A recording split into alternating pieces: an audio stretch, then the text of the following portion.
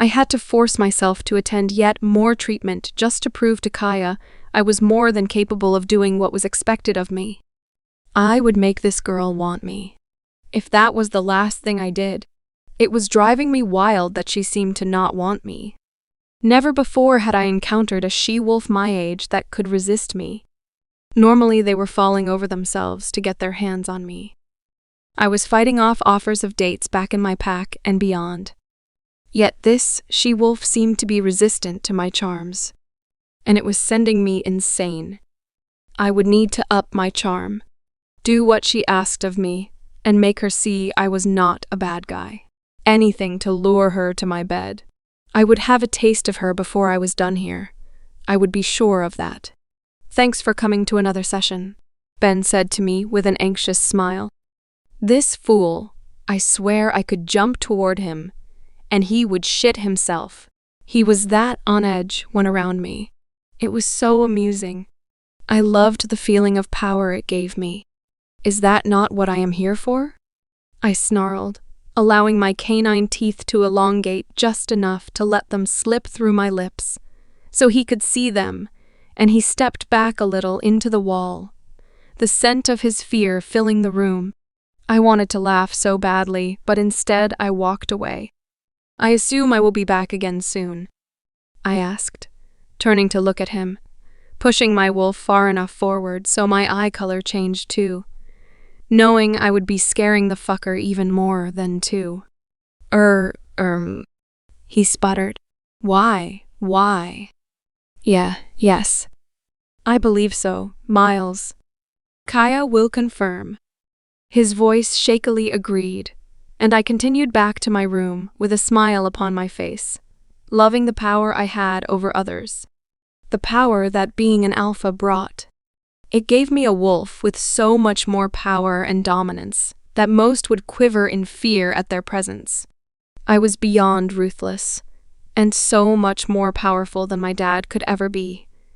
And he would come to realize that when he eventually handed the pack over to me. I opened the door to my room, glad to be back alone, and eternally grateful that Kaya had not followed through with their threat of putting me into a multiple occupancy room. She was trying to gain a reaction from me, I am certain. She seemed to enjoy the power she had here too. That told me that her and I would be an exceptionally remarkable couple if she would just give me a chance. Both of alpha blood too. We could be so powerful as a pair. I went to lie on my bed, thinking once more of the woman who had been taking over my thoughts since she had walked into my room. It made a change to the angry thoughts of Bailey, that was for sure. But when I returned to my pack, I would be sure to bring that bitch home and make her pay for all this mess. I was here because of her. She had become too bold, too confident, too brave, so much so that she felt she could share the secret I had ordered her to keep. The secret that had brought my life crashing down around me. Risked my title. This had gone beyond me, needing her there now for the power her being my fated mate would bring. This was about making her suffer for the pain and suffering she had brought to me, because of the damage she had caused by running to her family and my family and exposing my secrets. I would make her pay. She would live to regret her mistakes, and I would ensure she would regret them for every day of the rest of her life. Suddenly there was a knock at my door, disturbing my angry thoughts, and the door opened. A member of staff stood there, brandishing a telephone within their hand. I had not had my phone since the moment I had arrived here. Cut off from my friends and my family, all a part of this treatment plan, apparently. Needing to be cut off from the world. So, I wondered now why they were bringing me a phone. "Sir, your parents wish to speak to you." "I do believe Miss Kaya informed you earlier," the lady said nervously. I nodded, suddenly remembering that was why Kaya had said she had come to my room, and I put my hand out to take the phone from the anxious-looking member of staff, snatching the phone from her hand as soon as she was close enough. "Hello, Miles?" My dad's voice greeted me. "Hey, Dad. When am I coming home?" I demanded, hoping he would see sense and decide that this treatment option was not the right thing once he saw I had given it a go. Miles, you know why you are there. This treatment is to help with your anger issues, the problems you have been having. We need to try to help you, or else we will have to consider your position. You know that, my dad said, sounding far too calm for me. He had no intention of changing his mind then. He was still listening to my Uncle Donovan, Jordan, and Ellis over me.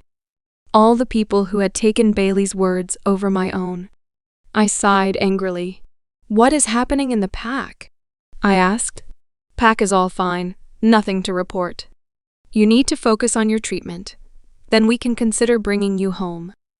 Finding you a mate, seeing as you chose to reject the one the moon goddess blessed you with, my dad said. And I am certain there was spite in his voice when he spoke. Did he not like the decision I made? Was it not my choice to make? I did not want Bailey, and that would never change. Yet even my own family were set to punish me for not wanting her. They would punish me for the mistake of the moon goddess. I felt fury rippling through me as my hands began to tremble. I could see the staff member who had brought me the phone, watching me curiously from across the room, like they were partially listening in. I looked across at her. I had a sudden idea. Excuse me, this is meant to be a private conversation with my family. An alpha. So, can you leave the room, please? I demanded angrily to the staff member, and once again I allowed my canine teeth to elongate enough so they were partially visible and the fear was visible upon her face. She looked like she wanted to cry, only making me want to laugh. Sorry, she stuttered, quickly rushing from the room, her scent of fear lingering as she closed the door, only making me smirk even more. Miles, do not speak to the staff like that. My mom suddenly spoke up. They are there to do a job, and they are only trying to help you. Well, they do not need to be standing around listening to my conversation with you. I snapped. Show your mother some respect. She does not need talking to like that, my dad snarled at me. So, I assume nothing has changed then? I snarled right back. Did he think I would be backing down to him? Nothing was changing from me. I was not going to change. I would remain the same. They needed to change their views on this whole situation. I was the rightful heir, and they needed to accept that. Ellis would never be alpha. I would kill him before that happened. What are you expecting to happen, Miles? You know the situation. You are there for treatment, which we heard you were reluctant to participate in, so we are glad you changed your mind on that. But until we are happy, there is positive change, and you have a suitable and secure mate bond. We will not make a choice, my dad said bluntly, and with that, I hung up the phone, not wishing to hear another word. He was fucking clueless. I looked down at the phone within my hand, my plan fresh within my mind, as I dialed a number I had long since memorized within my mind. The phone rang for a few moments, making me on edge. I needed to hear her voice. I needed to feel the thrill of terrifying her. She had always been scared of me before. Suddenly, the ringing of the phone stopped as she answered the phone. Hello? She answered, sounding more than a little uncertain, though I wonder if that was because she was not sure who had called her. But the sound of her voice filled me with rage, and all of my anger spilled out of me. So, thought you'd got away from me, did you? I hissed at her, all my resentment and rage pouring from me. I hated this bitch, and it was about time she knew it. I may be away from Pack for now, bitch, but I will be back. And when I am, I will make you pay for the shit you have caused Bailey. Mark my words.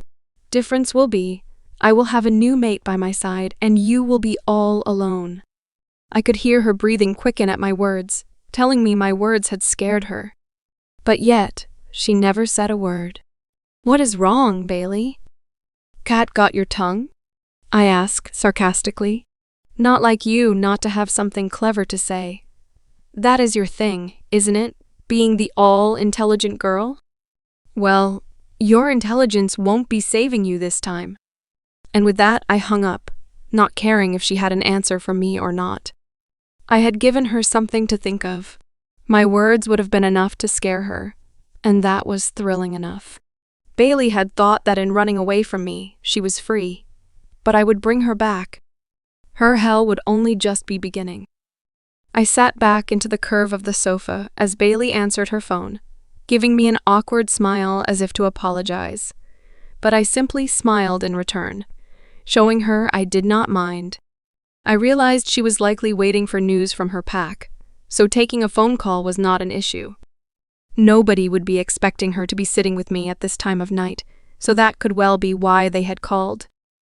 It was only as her eyes widened and I looked across to her and saw her hands shaking that I began to pay better attention. I could hear the words being said at the end of the phone, simply because she was sitting so close, and because of the fact that our hearing is so enhanced as werewolves. And I did not like what I was hearing, and needless to say, neither did Zion. "So, thought you'd got away from me, did you?" A voice hissed nastily at her, and I could see the fear in Bailey's eyes at that moment. She looked absolutely terrified, and I realized in that moment, I hated seeing her scared. "I may be away from pack for now, bitch, but I will be back, and when I am, I will make you pay for the shit you have caused, Bailey. Mark my words. Difference will be, I will have a new mate by my side, and you will be all alone." Zion was suddenly more than alert, and he was snarling within my head. He did not like what he was hearing. I knew he would not shift while inside of my home, but I could feel his presence rippling beneath my skin. He was angry. He did not like what he was hearing, though neither did I. Who the fuck was talking to this sweet girl that way? I clenched my fists in anger, so desperate to grab the phone from her and yell at the person at the other end of the phone. Was this her former mate? Or was this someone else bullying her? Either way, I wanted to rip them limb from limb. My eyes fell on Bailey, and I could see she was fighting tears, so I knew I needed to stay calm. I did not need to scare her with my anger. She needed support, reassurance. She needed a friend right now. I would find out who this was and help her with dealing with them. Speak with Aiden about it too. That would be the right thing to do, right? That is what a good friend would do, right? Hell, I don't know. I don't have many she-wolves for friends. As I moved to place my arm upon her back to ask if she was okay, the voice at the other end of the phone came again, sounding just as nasty. "What is wrong, Bailey? Cat got your tongue?" he asked sarcastically. His voice sounded venomous and so nasty.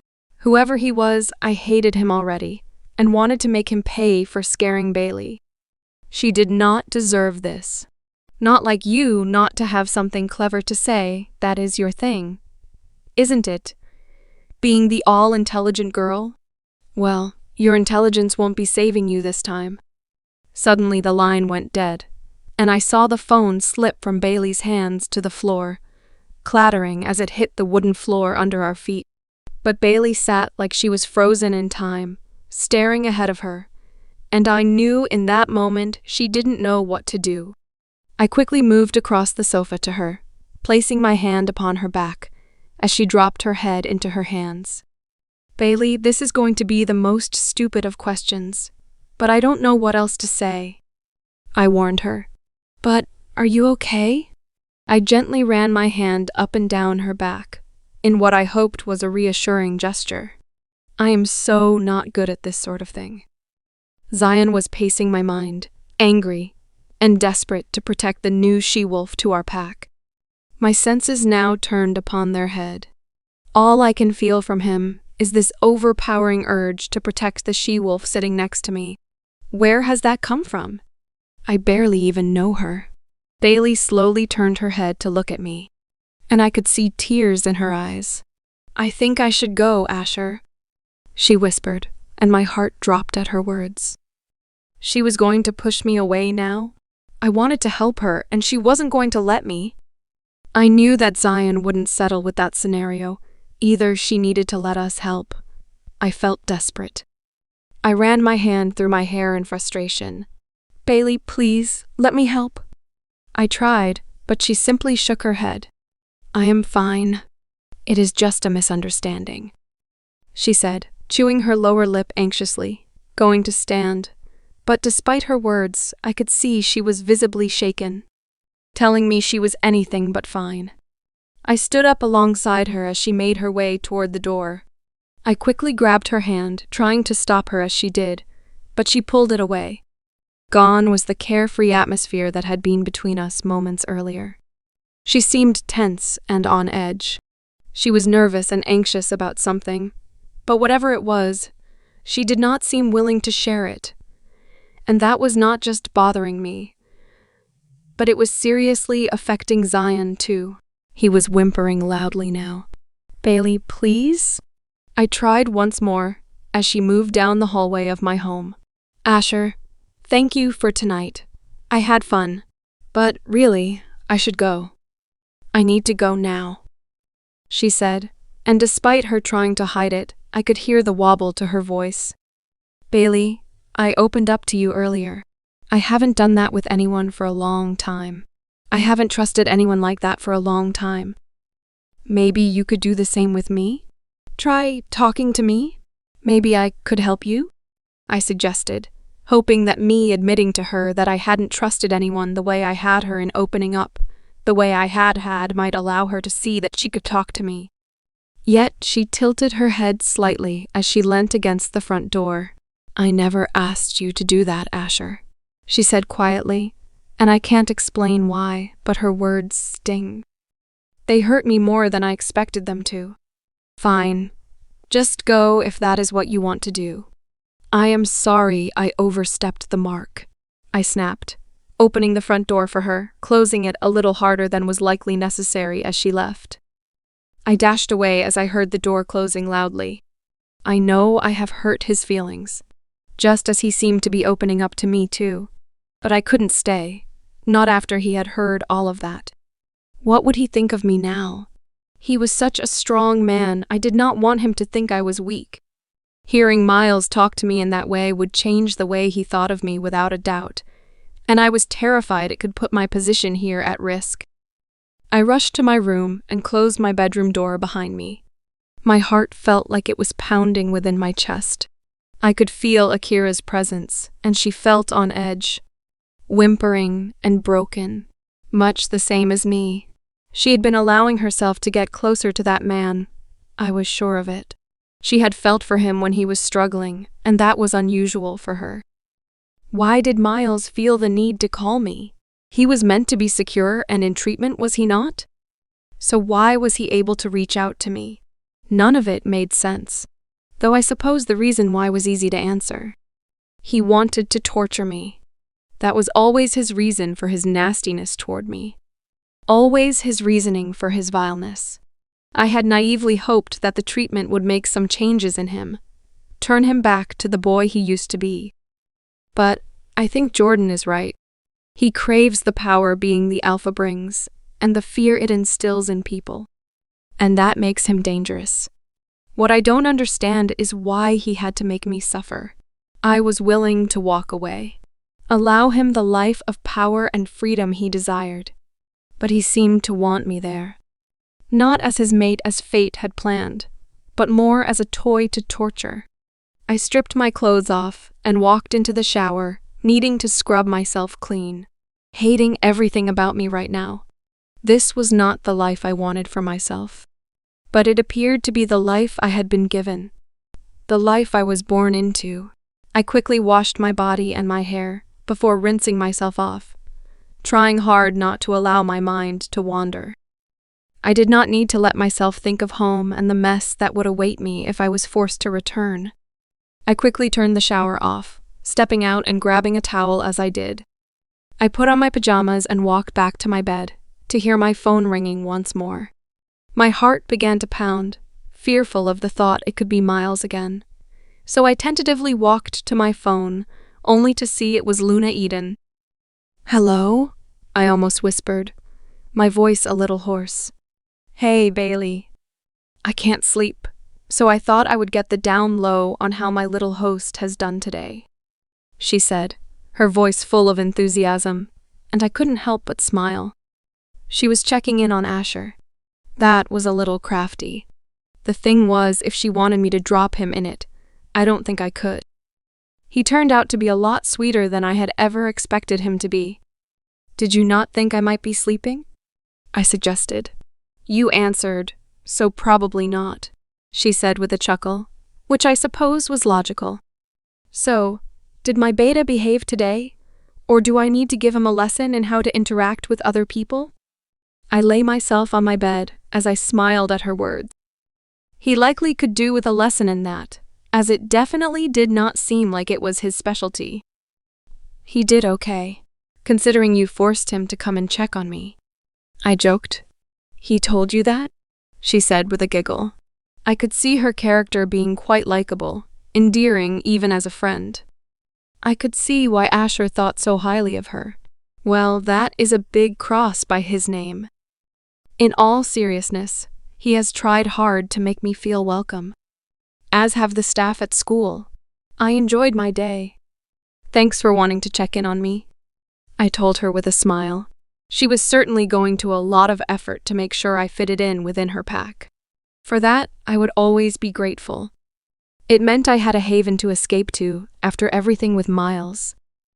"Oh, no worries, though I am not too fussed with the ladies at school.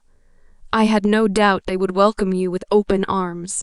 Just cranky pants, I had my doubts over. Honestly, Luna Aiden, he did fine. He checked on me before I started, and when I finished work. I mean, it is pretty clear he does not like having to talk to people he doesn't know. But I don't take that personally." The Luna began to laugh at the other end of the phone.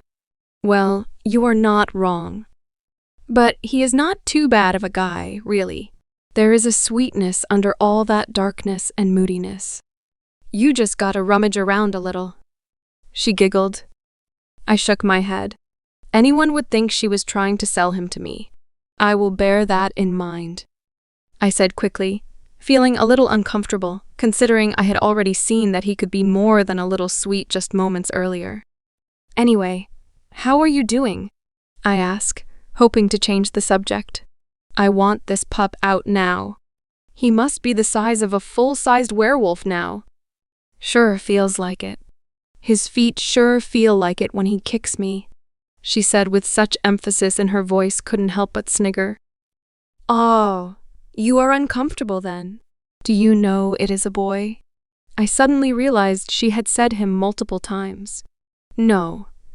Just assuming with the way it is kicking the shit out of my insides. A little soccer star in the making," she joked. "You could have a little female soccer star," I pointed out. "Very true. Either way, they are getting their eviction notice pretty soon. I have cooked them long enough. Besides, they can't be comfy anymore. Do you ever think they are comfy in there?" I questioned, wondering about the pictures you see of a baby in the womb, and how squished they always look to me, and I heard Luna Eden sigh. "Who knows? But I know I am not comfy. My belly is stretched as stretched can be. Docs have said if labor doesn't start naturally in the next day or so, they will induce it. So Mini Caleb will be here soon," she told me, her voice now sounding exhausted. I think it is safe to say she is finding it all a bit much. All it may be a mini Eden. "You sound fed up though, Luna. Are you okay?" I asked, worried about her. I love the thought of a new baby, and to some degree I enjoyed my pregnancy, just the end bit terrifies me. I get uncomfortable, and then actually giving birth scares the shit out of me. Knowing that is imminent petrifies me, she said, and the enthusiastic voice was now gone, replaced by a shaky and vulnerable-sounding voice. Seems even a strong and powerful Luna has her own fears and weaknesses. I think I understand that. You will be in the best of care, though, and you will have a gorgeous little one at the end of it all. The pain is temporary, but that gorgeous pup you will have at the end of it will be yours forever. Someone to love and adore and make you proud. I told her, and I heard her sob. Aw, thanks. She sniffled. I think you can stay. Your pack isn't allowed you back. You will be my new friend, she said, and I found myself smiling. I wish it was that simple. I sleepily walked down the stairs, after very little sleep, yet again. This time, there had been little to no visions of Isla that I remembered. My dreams were overtaken by visions of Bailey. And not in a pleasant way either. Visions of her being tortured by a man I could not see. A man I could not identify. Yet his voice was the one on the phone. I woke up multiple times drenched in sweat, struggling to settle because I was desperate to go and check if she was okay. Yet, I knew I could not. Knew that I had to give her the space she had wanted. She had not wanted me there. I needed to know who this man was that had spoken to her like that. The moment she had rushed from my suite, I had been on edge. Zion was the same. The urge to protect her was like nothing else I had experienced, and it unsettled me. This girl is not my mate. She is technically nothing to me, not even a pack member. But, for some reason, her vulnerability and weakness had affected me and my wolf, and hearing the way that fucker had spoken to her had ripped through my heart. I had realized then I wanted to help her, yet she had refused my help. I needed to know more, and I would find out more one way or another. From how he spoke, and the things he said, I can only assume this man was her former fated mate. The man that had been foolish enough to reject her. I had lay there for so long trying to process the things she had briefly mentioned since her arrival, which may help me decipher who this man was. I knew she had not been willing to give much away, but had said a little without realizing. I knew he had rejected her. He must have some power over her. As she had said, he had been stopping her searching for a job out of the pack. That had to make him a senior role within their pack, to my mind, at least. That would also explain to me why he felt he could dictate where she went and what she did. Could he be their upcoming alpha? That seemed the most obvious to me. And it would be a likely pairing, too. Now, that could be an interesting turn of events, because if I'm not mistaken, the way their pack worked, along with so many others, was that the alphas were not expected to reject the mate fated to them. That was considered a sign of going against the moon goddess, disrespecting everything we stand for as werewolves. If Bailey had been fated to the Lotus Shadow Pack's upcoming alpha, like I am beginning to wonder, then this meant their pack must be in disarray if they had learned of it. Because their young future alpha had broken one of their main laws, so was he even able to be their alpha anymore? And listening to the way in which he spoke to Bailey, he did not sound like a man I would want in charge of a pack. As I reached my office door, I could see Caleb approaching, a big, beaming smile upon his face. Evidently, all this additional time off to spend time with his family was doing him good. Good morning, he greeted me, enthusiastically. I heard you did a good job at being the hospitable host for our new teacher. He winked at me. I rolled my eyes at him. Good morning to you too. Do I assume your delightful mate has been checking in on me yet again? I opened my office door in desperate need of a coffee. Especially if I was going to have to deal with Caleb in one of his irritatingly cheerful moods. Perhaps she called Bailey last night, Caleb said with a shrug as he followed me into the office. I quickly turned to look at him. Aiden called Bailey last night? What time? Was she okay? I asked, so many questions flooding from my mind, wondering if she had mentioned anything about what had happened with her former mate. Caleb had sat himself down on the sofa in my office, and now he looked at me with curiosity. Oh, really? Am I missing something? Was there a little more than welcoming the new girl that went on Asher? I felt anger rushing over me. How fucking dare he imply I tried it on with the poor girl? I did not think of her in that way, and I knew for definite she would not be looking at me in that way either. We were far from being compatible. Don't be so fucking ridiculous, I snapped. She had been upset when I passed her in the corridor, but she wouldn't elaborate as to why. I lied. Caleb nodded, looking at me with suspicious eyes. Is that right? Great. Now he thinks I have a thing for the new teacher. Just what I need. Especially if Eden gets a hold of that piece of information. She will be doing all she can to match make. And that is just not going to happen. My mate had been Isla. I was destined to be with her, and fate had chosen her for me. After her, I was doomed to be alone. Live a lonely life on my own. Yes, that is right. I do not like seeing someone upset, especially if it could bring trouble to our pack, Caleb. But I assume you looked into her past appropriately, did you? Her family history, mate, etc.? I demanded, hoping this way Caleb may look into things for me. I don't know. I left it all with Aiden. She seemed pretty determined to have Bailey working here, Caleb said with a shrug, like he wasn't even concerned, only irritating me considering the things I now knew. So no checks were done then? I demanded, and I saw Caleb puff his chest up at me in a dismissive motion. Not a clue. She is a beta's daughter, Ash. Not like she's going to be causing problems for us. She seems sweet enough. Obviously got you hooked already. He winked at me. Zion sharply and unexpectedly pushed forward, causing me to growl, causing Caleb to look at me with his eyebrows raised, not in the slightest bit intimidated by me, nor my wolf. Oh, really? He boomed. Back off, Zion. Well, do not imply I am sweet on some fucking new girl to pack, just because I am concerned about her, when the truth is, I am on edge for the safety of our pack.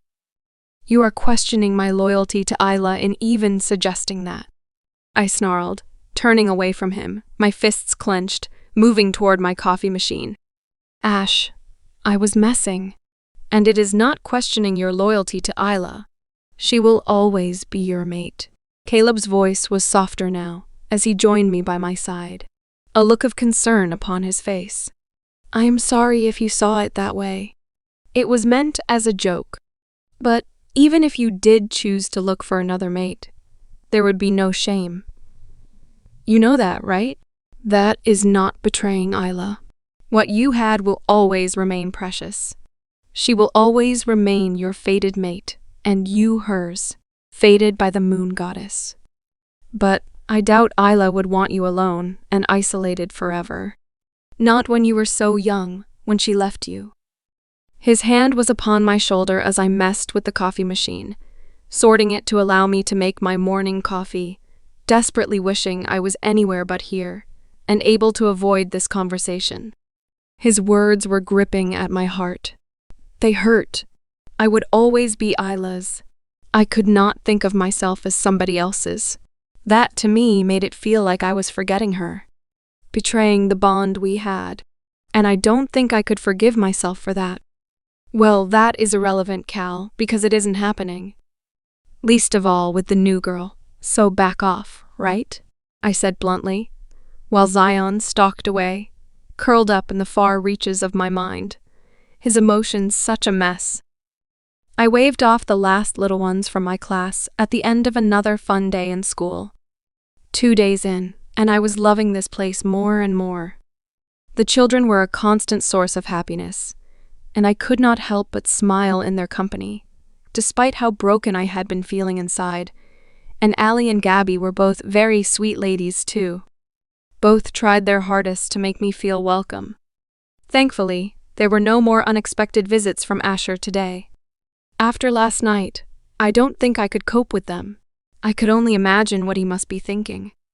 I had barely slept once I had come off the phone to the Luna, tossing and turning, thinking of everything Miles had said. I didn't know why he had decided to reach out to me. I planned to message my brother once I was back in my room today to let him know everything. Also, it would give me a chance to try to discover if anything else was happening in Pack, and if any more progress had been made. Because for some reason, nobody seemed to want to keep me updated. Hey, Bailey. Gabby stuck her head in the doorway of my classroom. "Everything okay today?" she questioned as she watched me tidying my classroom. "Yeah, all was good." I smiled back at her. "Good stuff." She walked away, leaving me in peace to prepare my lessons for tomorrow, before I finished work for the day. I didn't really feel in the mood for sitting chatting and gossiping in the staff room, like her and Allie seemed to. I wanted to be alone, especially right now.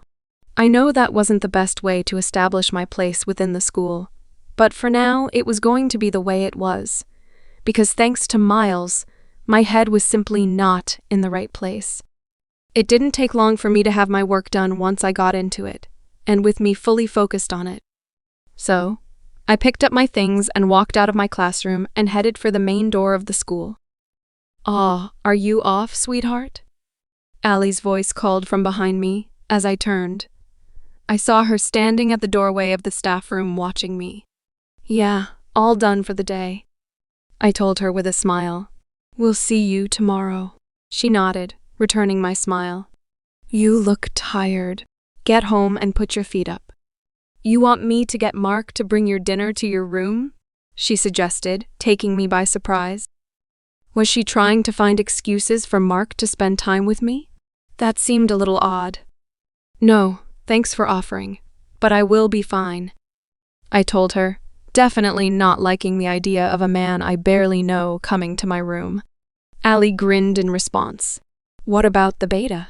I'm sure he would be happy to help." I frowned. Here it was again. The implication there was something between me and Asher. All because Luna Aiden had urged him to come and check on me. Anyone could see that man was far from interested in me. In anyone, I would say. So why Allie and Gabby felt the need to keep going on about it, I didn't know. But it was beginning to irritate me, most definitely not the beta, thank you, I snapped, before pushing open the main school door, only to hear chuckling from the staff room, no doubt Gabby and Allie finding my response highly amusing. "You best not be telling them King Sociable invited you back to his lair to share his chocolate stash then?" Akira decided to begin with her little quips, as I began walking along the path from school. Imagine the drama, because I imagine he doesn't do that for just anybody. I rolled my eyes at the rubbish my wolf was wittering. She seemed to like winding me up, though last night she was the one whimpering over Asher, if I am not mistaken. "Don't even go there, Akira, or I will put a block up with you again," I warned her. "Think the happy one is rubbing off on you, you know? You have been putting a block on me a whole lot more since meeting him." She tells me, "Akira," I warned, to be greeted by a giggle, just saying. She giggled. "He gets happier, more smiley, and you get more grumpy." Go figure. I decided to ignore my wolf and her little digs, while I increased my speed as I walked through the pack, enjoying the late afternoon sunshine, as I saw a few of the children from school playing in the nearby play area, squealing in fun, making me smile. I turned along the nearby road that led to the pack hospital, having promised Luna Aiden I would call in to visit her after work today. I think she was getting sick of the same four walls of her hospital room, not to mention seeing the same people. She had near enough begged me to visit. So, I had been to the store and bought her some magazines and some treats before work, and had planned on heading to see her as soon as I finished work. The pack hospital was busy as I entered through the automatic doors and walked down the corridor, only to bump into Alpha Caleb. His face lit up into a smile as he saw me. "Aw, Bailey, right?" he said, stopping in front of me. "You on your way to see Aiden?" he asked, and I nodded. "Yeah," I agreed, unsure what else to say to him. "She did say you were coming. Come on, I will take you up to see her. Then you know where to go. She will be happy to see you. Think she gets bored with the same faces," he said with a chuckle.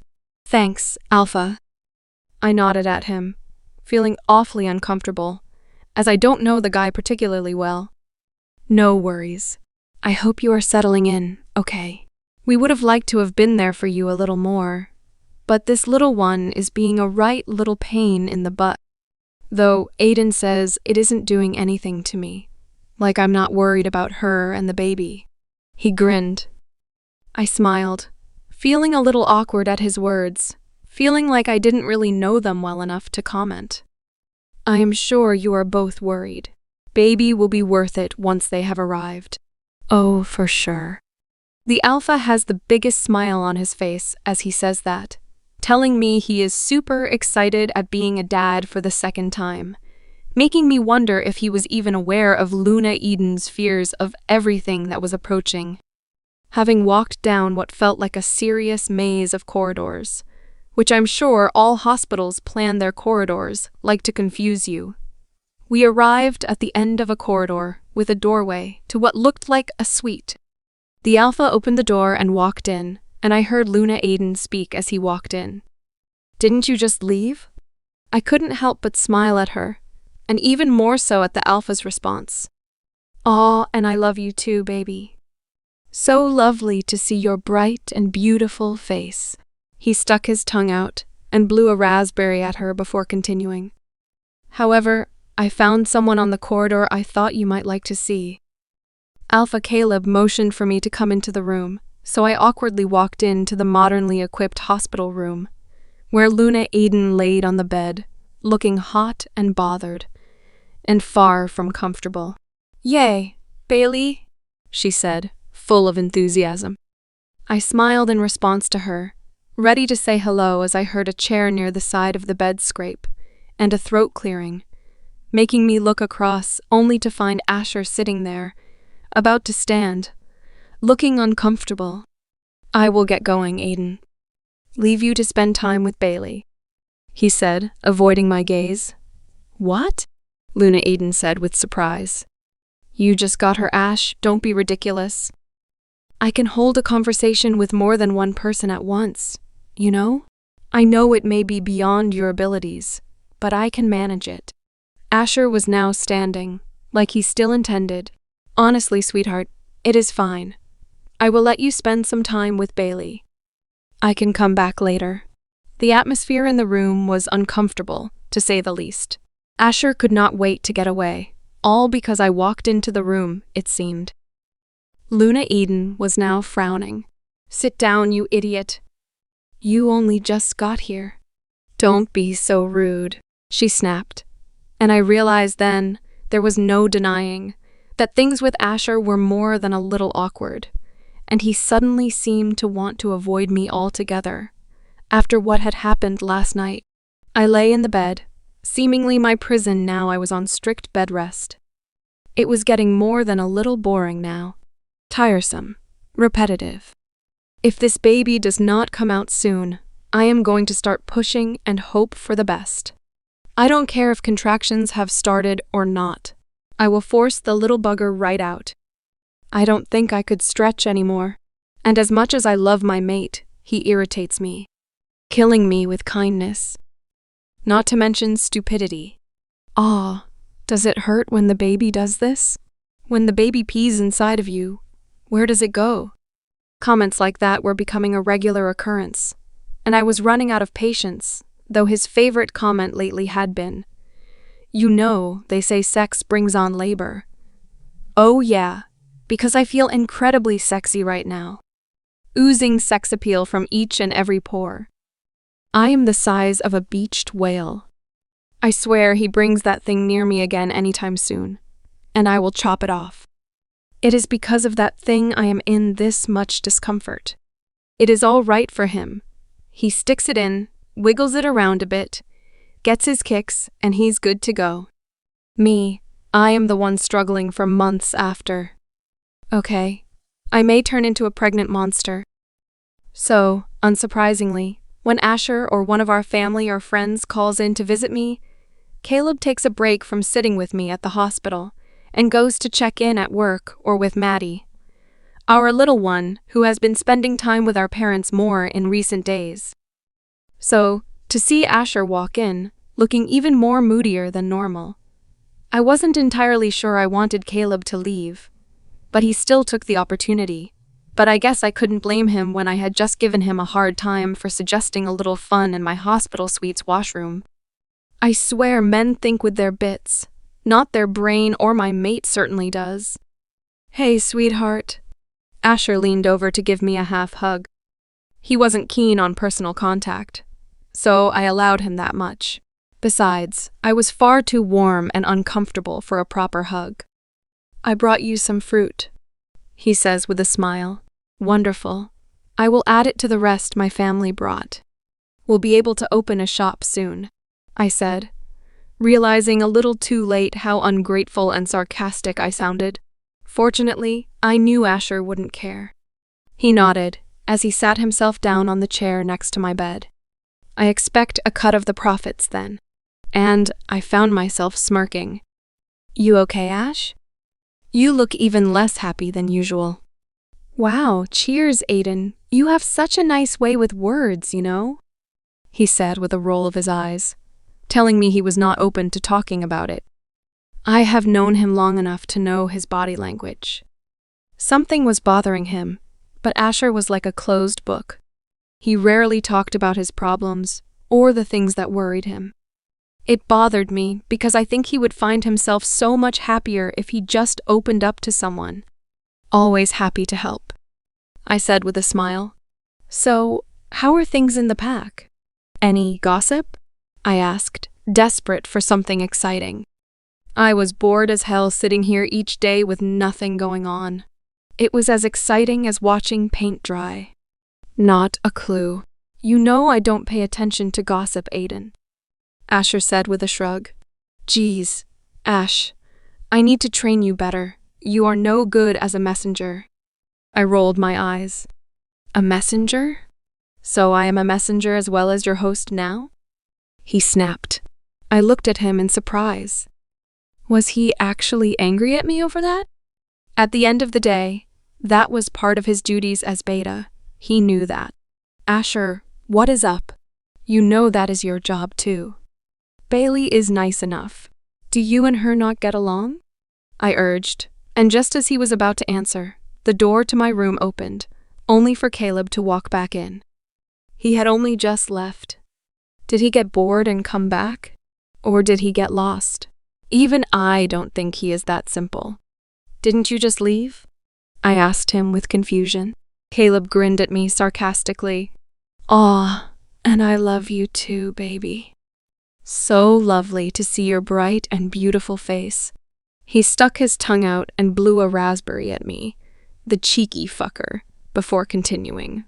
However, I found someone on the corridor I thought you might like to see. He had my attention now.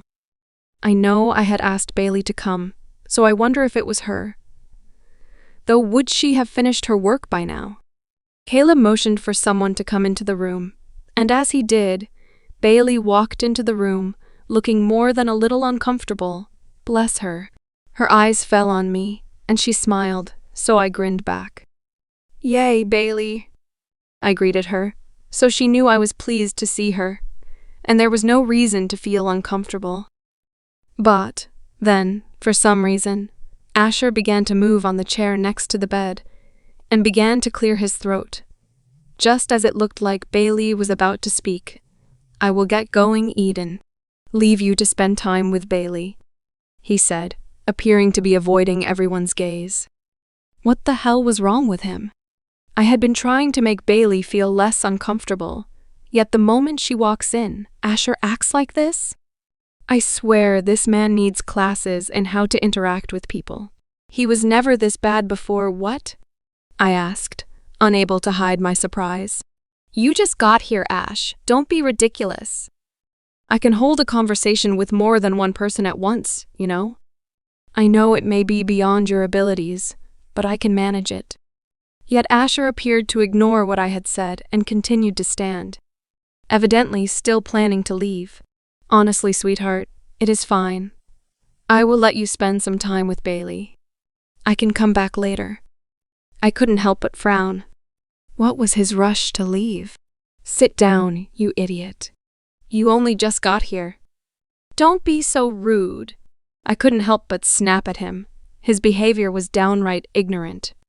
I had already asked him to welcome Bailey to the pack and make her feel like she was welcome, yet this could not be further from that. Asher fidgeted uncomfortably on the spot, still avoiding the gazes of us all. And now I could see Bailey was looking uncomfortable too. Right, fuckface. I snapped through the mind link at Asher. What is going on? Because I asked you to welcome the new girl, yet she arrives and you are wanting to get away as soon as you can. Did you do something you shouldn't? You better not have had an argument with her already. You and that fucking temper of yours. Oh, back off, Aiden. Asher responded. Mind linking with her in the room is rude, is it not? Fine. If it bothers you so greatly, I will stay. Don't expect me to talk much, is all I will say. Asher dropped himself back down into the seat he had been sitting in, his face sulking like a toddler throwing a tantrum. I swear this man was like an overgrown man-child. A bit like his best friend and alpha. The pack was being run by two oversized children. I looked at Bailey, hoping to salvage the situation. I want her to like it here. She could be good for our school. Plus, I genuinely liked her and thought we could be friends. How are you? Did you have a good day? Is everything good with you? She smiled awkwardly, glancing over at Asher as she did hum. Something seemed to be going on here. I didn't know what it was, but I swear I would find out.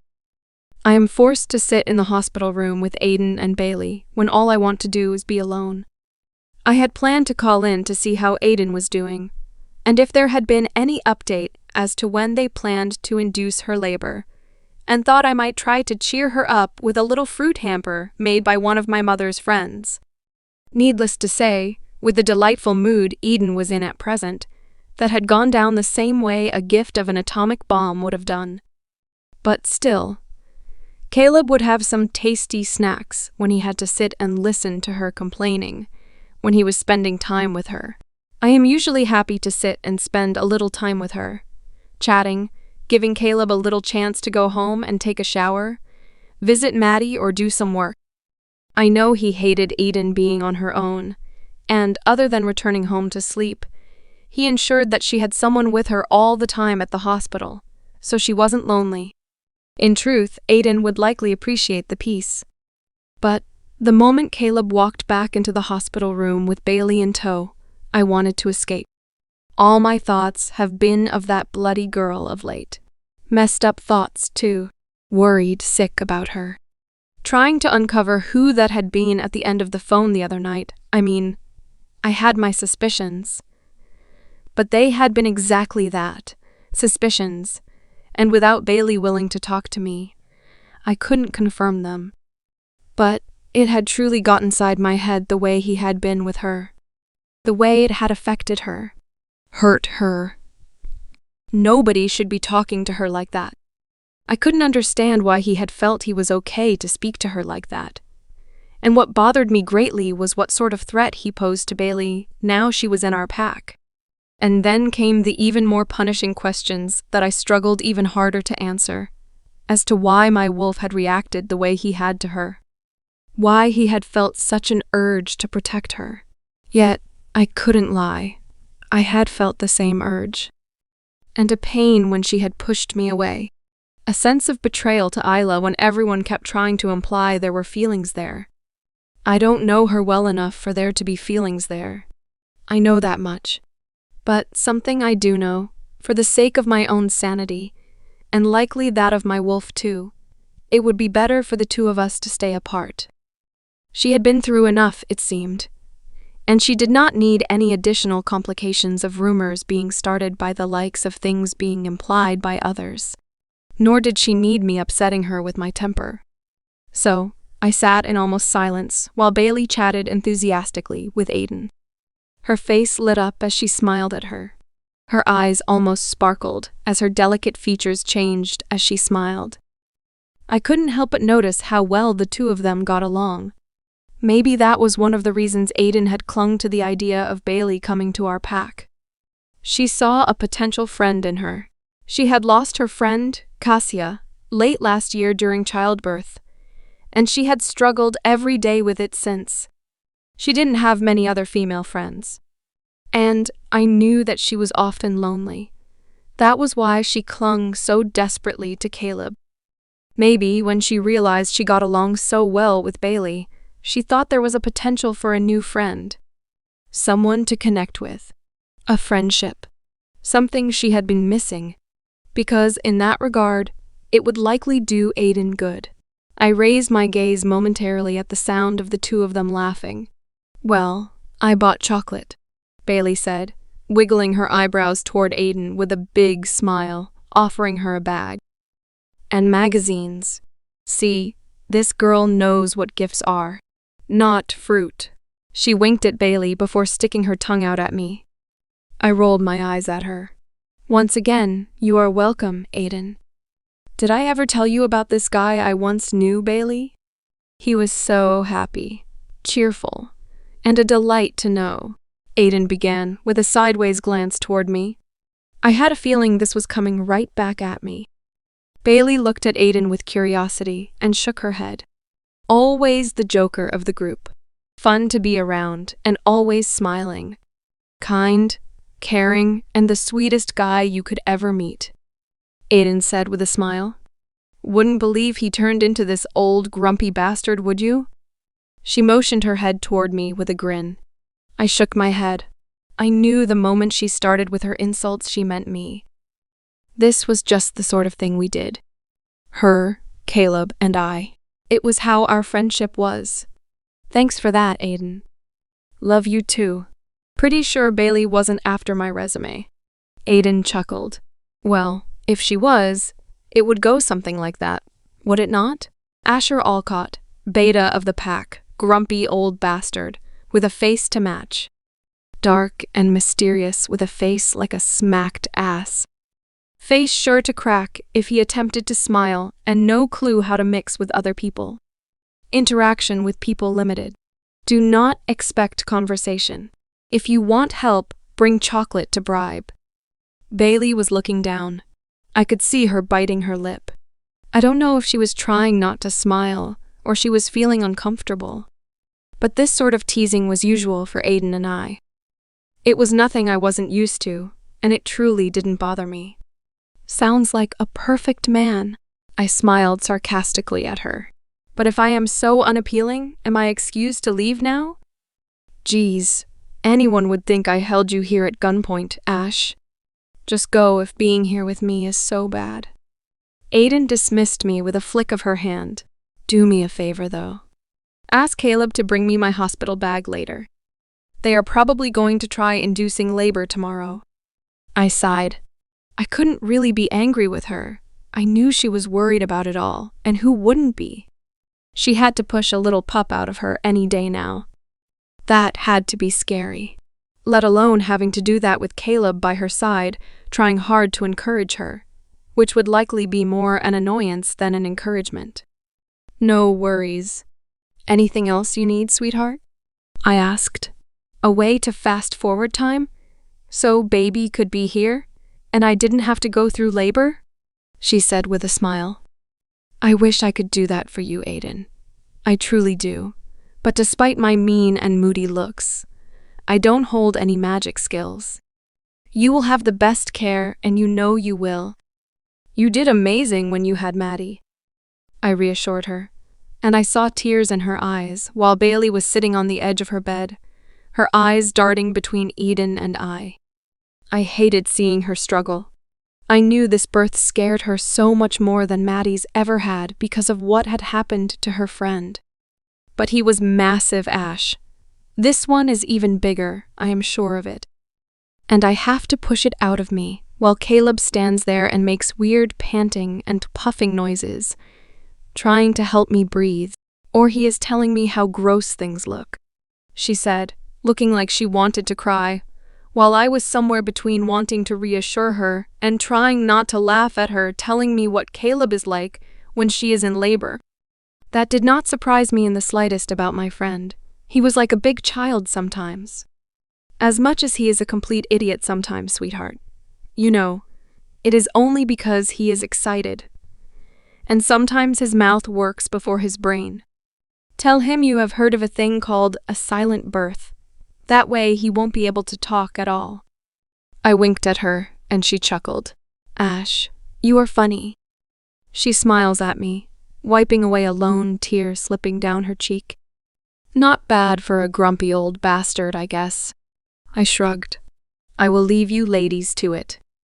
I will chase that mate of yours down, get him to hunt that hospital bag of yours down, maybe even give him a hint about what is appropriate to say when your mate is in labor, before I go out for my run, okay?" Aiden smiled once more at me, while Bailey briefly looked at me, a small smile on her face. Though whether that was for me or not was hard to tell, but she quickly returned her gaze to the floor, like making eye contact with me burned her eyes or something. I don't think things would ever be as they had been in my home with her again. Not that it would stop me worrying about her. She feels like part of our pack now, and I think that was why I worried about her. Yeah, that was it. The same as I would worry about any pack member. I am certain that was why. Another day of treatment. They were becoming repetitive. But if I forced myself, they were almost bearable, and it meant I got to spend at least a little time with Kaya. I got to see her smile, see the way her eyes lit up as she laughed, feel the way my heart warmed if I was blessed with a giggle, or a little sideways glance through her long lashes. And it meant I was moving toward my end goal of leaving this place quicker. I requested additional sessions each day, shocking the therapists. But they didn't see my plan. If I had the additional sessions, it made it more likely they would see me as completing their bullshit program sooner, and allow me to leave earlier. Completing the program earlier had become my main goal. My second goal had become making Kaya mine, one way or another. I had briefly spoken to Ellis, who had told me he had been training, not just regular day-to-day training. Oh no. This was a full-on, hard and fast training that only alphas were sent on.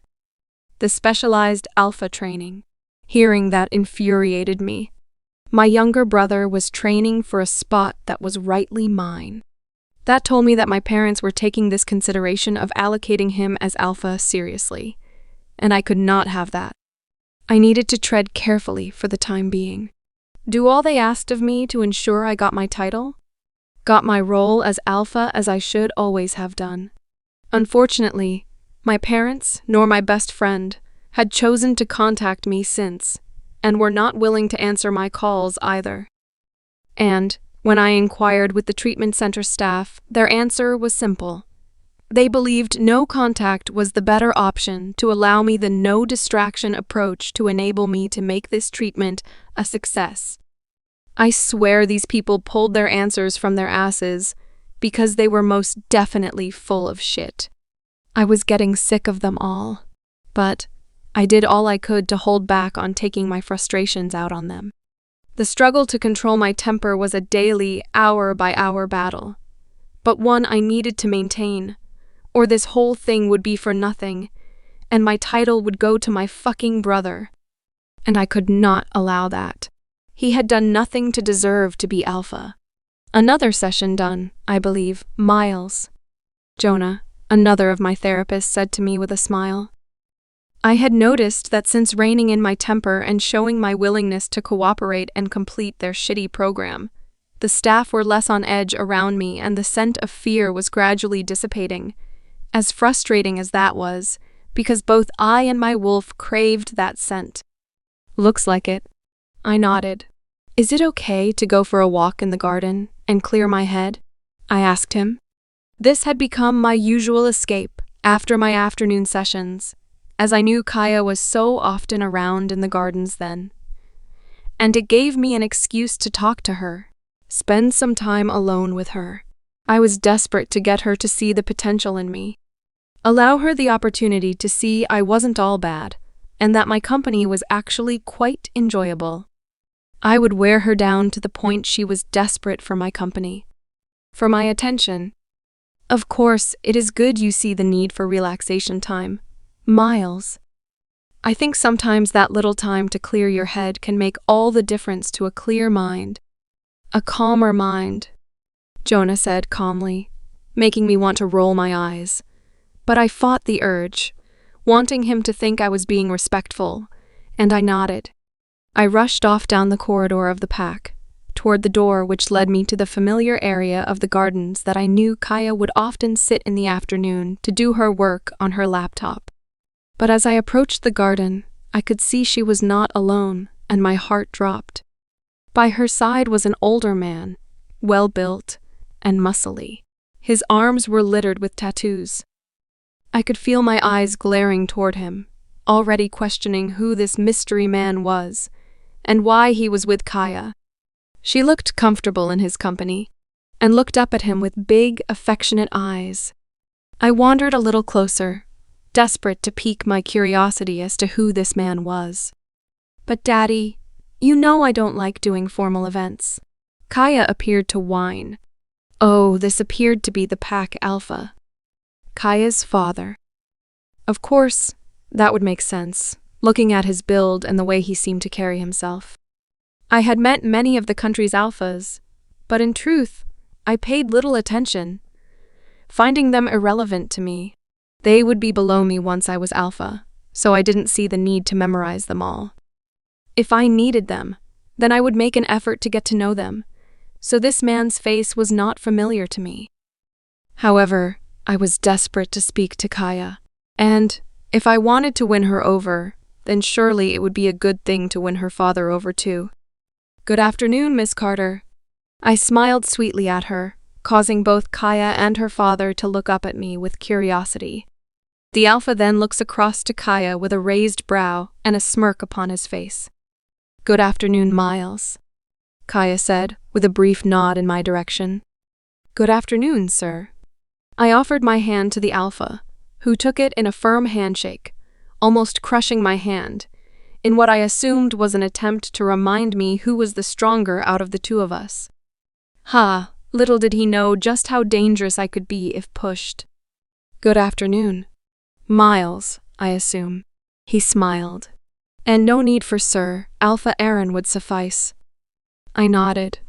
We don't normally see you across this part of the pack, Alpha, though the gardens are always nice to enjoy when the sun is out. I tried hard to be nice, though already him belittling me the way he did had irritated me. We do make sure our packlands are well tended, much like the pack buildings. Though the garden of our family home is much more pleasant to sit and enjoy, I have to admit. I am merely here to come and visit my daughter. She seems to like to try and avoid me. Oh, now that isn't nice, is it? I smiled at Kaya, trying to tease her a little, while attempting to make it seem I was supporting the alpha. I don't know why you think it is any of your business, Miles. She scowled at me while her father simply chuckled. Nor do I recall inviting you to come and join our conversation. I felt rejected by her snappiness. I knew she did not want me there, and that hurt. I wanted her to want me, and my attempts right now were proving futile. Kaya, do not be so rude. That is not how the daughter of an alpha is brought up to act. Alpha Aaron shakes his head at his daughter with a look of what could only be described as disgust upon his face, before looking at me. Please excuse her, Miles. She appears to have gotten out of bed on the wrong side today.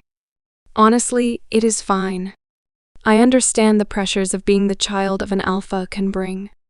It isn't always easy. I looked at Kaya with a small smile, hoping she would see this as me trying to defend her, as well as something we have in common. Sometimes, being the child of an alpha could be more of a chore than anything. Instead, she rolled her eyes, while her father quickly rested his eyes upon me in a dark and meaningful glare. Oh, you are the upcoming alpha I have been hearing about. His voice was full of intent in his words, and I don't think I liked it. Wonderful. My plan to win Kaya over and make a good impression upon her father had failed horrendously on both counts. This was not going my way. Not in the slightest. I needed to get out of here as soon as I could. Life in the pack was hectic, though everyone was in such a joyful mood at the news that their Luna had given birth to the daughter of their alpha. Their pack had a new pup to celebrate. I had been so busy with things for work that I had yet to go and visit.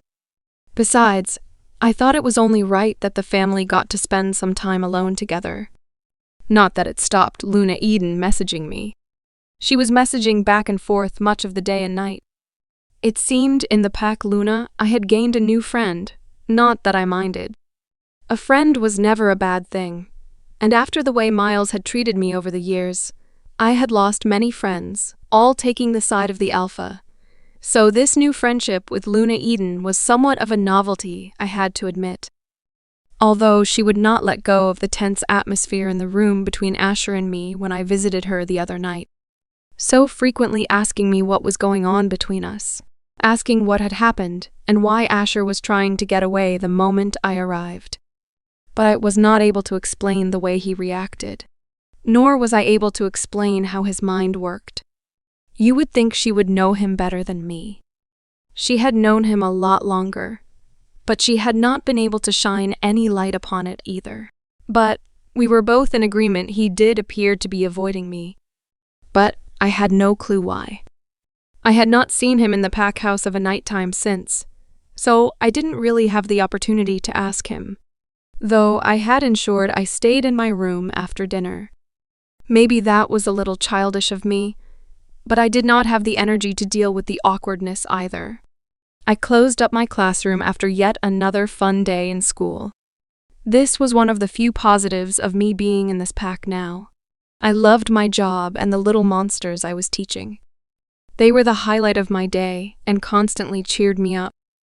But once the day was over, it was back to my usual mundane and miserable life, all alone in my small room in the pack house, doing my best to avoid the mean and moody beta of the pack. I was beginning to wonder if it was the right place for me or not. I was just walking toward the main doors when Mark walked into the school. His whole face lit up as he saw me, and I instantly felt my mood brighten. At least, someone was pleased to see me. "Now aren't you a sight for sore eyes, princess?" He winked at me. "Mark, stop flirting with my staff," Allie yelled from the staff room, and I felt my cheeks heat up as I noticed Mark's cheek tinting red slightly too, telling me he was likely as embarrassed as I felt. I don't think he meant it in a flirting way. That seemed to be the way he spoke with me. He chuckled. "Can't even say hi." He shrugged. "Come to help her, and she accuses me of flirting. Maybe I should just go home. She would soon complain then, when she had to do the repairs on her own." I smiled at his cheekiness. "Hi. Hi to you too. See, you look so much better when you smile, you know? Anyway, you been avoiding me at dinner time?" he asked, leaning against the wall, his eyebrows raised, and a hand upon one hip, like he was teasing. "No, I have been busy with things for work. Doing class preparations is all, so get to dinner later," I explained. "Why would I avoid you?" He looked down, like he was suddenly uncomfortable, or maybe he doubted himself. I was struggling to read him. "Don't know. Maybe after the stuff Beta Asher said." I frowned, a little confused. Did he really think I would avoid him? And would it actually bother him if I did? Didn't I eat with you after that? He shrugged, still continuing to avoid my gaze. Definitely a little odd. Besides, I think the beta is avoiding me now, so what he thinks is likely irrelevant," I said without thinking, in an attempt to reassure him I had not been avoiding him. But I noticed Mark looking at me, a look of concern upon his face. "He got nasty with you? He isn't like that, is he?" I questioned, not believing for a moment Asher would get nasty with those in his own pack. I knew he had a darkness that seemed to overtake him when he was struggling, but I still do not believe him capable of being nasty or hurting his own pack members. Mark raised his brows and shrugged. "Did he get nasty with you, Bailey? Angry at all?" I shook my head. "No, just snapped. Though that could have been my own fault. I likely deserved it." "He seemed angry then, and is avoiding me now. Would you not say anything if I told you something, Bailey?" He looked at me, suddenly looking so far from the confident guy he usually appeared to be. Right, come on, Mark. I have got things I need you to do. Allie quickly disturbed our conversation, almost like she had been listening in to the conversation and didn't want Mark to tell me whatever he was about to. Mark looked toward me with a sad smile and a little shrug. Guess I will catch you around then, princess. Have a good night. Okay, I will see you both later, I said, realizing I was going to have to accept I was not likely to get the answers I was hoping for. I quickly walked from the school, my mind a whirling mess as to what he had been about to tell me. I couldn't help but wonder if it was to do with Asher, seeing as we had been talking about him. I could only assume Mark would know him with the fact his sister had been Asher's fated mate. And he had moved to Asher's pack. The last few days, on the odd occasion I had seen Asher around in pack, he had looked down and kept walking quickly, avoiding my gaze as much as he possibly could. It could not be clearer to me. He did not want to be around me. I know I had pushed him away when he had tried to be there for me, but I don't think it deserved this sort of treatment now. We had been beginning to get along. I had even begun to wonder if we could be friends. But evidently, there was no hope of that. With Luna Aiden so busy now with her new baby, Asher avoiding me at every turn, and me barely hearing from anybody in my own pack lately, I was beginning to feel increasingly isolated here. And it was starting to bring me and Akira down, making me wonder if taking this job had been the right thing after all. I walked through the packhouse doors just as Asher was walking out, nearly knocking into him, causing him to step onto my toe. I flinched in pain as he quickly stepped off.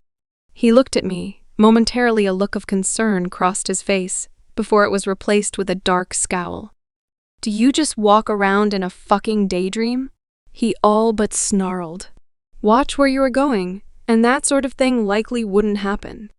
He snapped, storming out of the door, leaving me stood, watching his intimidating figure rush away, with tears in my eyes.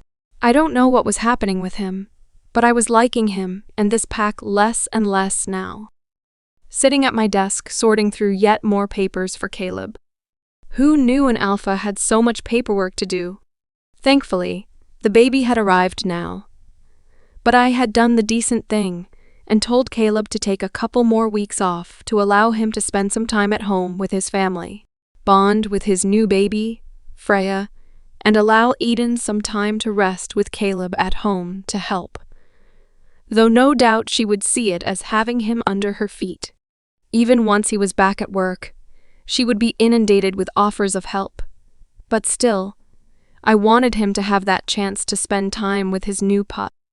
Those first few weeks are ones you never have the chance to get back. Or so I am told, but at least, I know I am getting close to the end of having this additional pressure upon me. Zion is in desperate need of a run. But I have had to cut my daily runs short these last few days with the amount of work that needed doing because I didn't want to leave Caleb with a stack of work to return to, though I was finding it increasingly harder to focus. My mind so often drifts to Isla and now Bailey too. But I couldn't solve this thing with Bailey and gain the answers I needed because she seemed unwilling to talk to me. So, I simply buried my head within the work and did what I did best and avoided people. While sitting at my desk, the phone rang, which always confused me. Which likely sounds ridiculous, because obviously that is what telephones are for, to take calls. But everyone in the pack can mind link, so we so often use that instead, rather than using the phone, so phone calls are rare unless they are external. So I answered, truly not having the energy to deal with talking to others. Hello, Autumn Valley Pack? Beta Asher speaking. How can I help? I said, trying my hardest to sound polite. They would have to make do with that. Cheerful was outside of my abilities, especially today. Ah, Beta Asher. Just the person, or Alpha Caleb, but you will do, a voice said. And the moment they spoke, I recognized it as the annoying father of Bailey. Wonderful. I was tired, overworked, and overstressed. The last thing I needed to be dealing with was this overexcitable fool. Nothing like insulting me either with the "you will do" statement, was there? I wish I hadn't answered the phone now. Should have gone for a run like I asked you to. Zion snarled. He was getting really snappy of late. Wish I had. Hang up then, and go. He growls. But I ignore him, pushing him back before he tries to take over, or else he would force a shift, and I would be running through the pack house destroying everything in my wake in my wolf form. What is it I can help with? I forced myself to ask, cutting conversation with Zion. I wanted to see how Bailey is doing. Her dad asked, and I couldn't help but wonder why the hell he didn't just call her himself. She was his daughter after all. And you can't ask her that yourself? I spoke my thoughts, not caring if he liked it or not. Yet the weird one simply laughs. So you have got even happier since I left, he said with a hint of sarcasm. Cheeky fucker. But I don't want to be pestering her. And not only that, we have a lot going on in our pack. And I know if I call, she will be wanting to know about it all. And then she will be worried about all that. I just want her to be enjoying her new job. I don't expect you to understand, you big buffoon. You aren't a father, but I worry about her, he says. But the thing is, I think I do understand. Because the truly irritating thing is, I worry about her too. May I ask if things are improving in your pack? I said, urging him to share the information, hoping it may answer some of the many questions bouncing around inside of my own mind. No, you may not. Figured as much. So, I assume you don't want to know that someone in your pack called Bailey then? I hinted at knowing some information, in the hope it might make him a little more willing to share information with me. What? He snapped. Are you being serious, Beta? And how would you know that? Because she was sitting with me when the call came through. She would not tell me what was happening, but I am concerned for your daughter, Beta Donovan. I told him. Do you know who it was? He demanded. But I don't let the tone of his voice anger me, because in truth, if I was in his situation, I know I would sound equally as angry. If not more so. He wanted to protect Bailey, and, despite the awkwardness between us, so did I. No, sadly I do not, as she ran off, unwilling to give any information. But he was quite aggressive. His words sounded nasty, and they upset her. I ask that you consider calling her to see if she will open up to you, because she would not open up to me, and I assume you will not tell me the issues she is facing, so I may be able to help? I said with a sigh. I heard the Beta at the other end of the phone sighing too. I am sorry, Beta Asher, but that is not my place to decide to share that information. That would be Bailey's place if she chooses to open up to you. But maybe I misjudged you. It seems you aren't that much of a bad guy after all. Even if you have a face like a shriveled up lemon. I will call by and see if she will talk to me.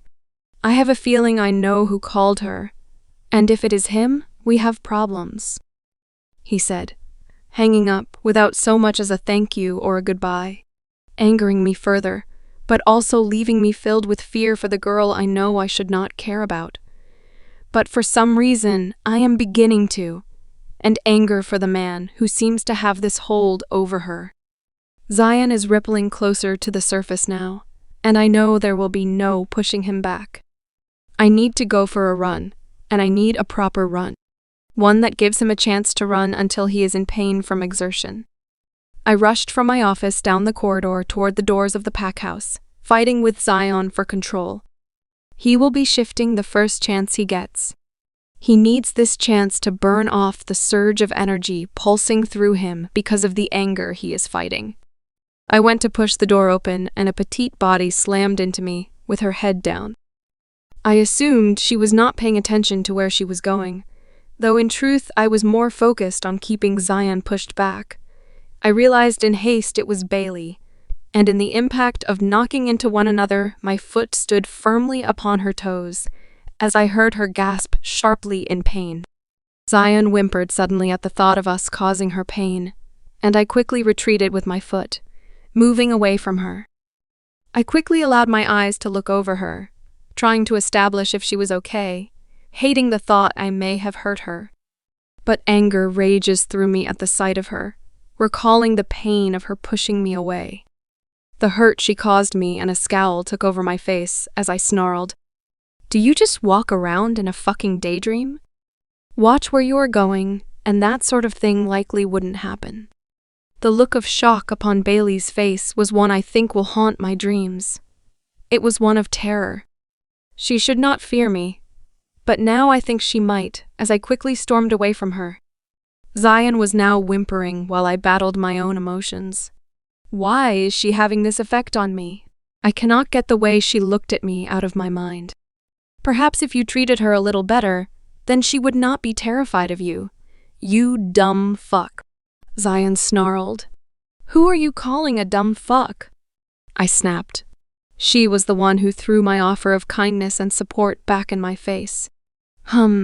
Let me see you, I believe, you dumb fuck. Do you not like it? I think it suits you.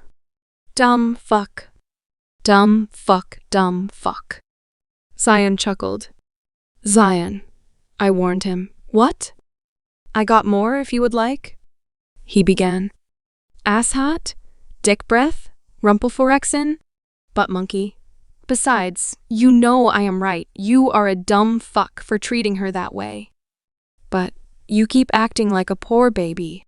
She was upset and scared. I think it is normal to push people away, especially if she doesn't think she can trust anyone. And let's face it, you hadn't exactly shown her you were trustworthy before that. Fuckwit. Zion hissed. He was getting close to me, blocking him, and he likely knew it, with all the insults he was throwing at me. I stormed my way across the path around the back of the pack house toward the tree line of the nearby forest, which would allow me to shift and allow Zion the freedom he needed to take his anger out on some prey, and burn of the overspilling energy seeping from him. Well, it was difficult for me to even let her get that close to me. For me to even be that caring? Did she not realize that? I snapped once more. Oh, for fuck's sake, Asher. I think she may have had other things on her mind than how you were feeling at that moment. But you acting like this now may mean we lose her. He growls, and with that he is gone. He has blocked me. He is within the farthest reaches of my mind, and unreachable. I have pissed him off. But that is nothing unusual, and it isn't the first time. Looks like I'm not going for a run. Or perhaps I should say he isn't. But what bothers me more is what the hell did he mean we are going to lose her? Why would he care?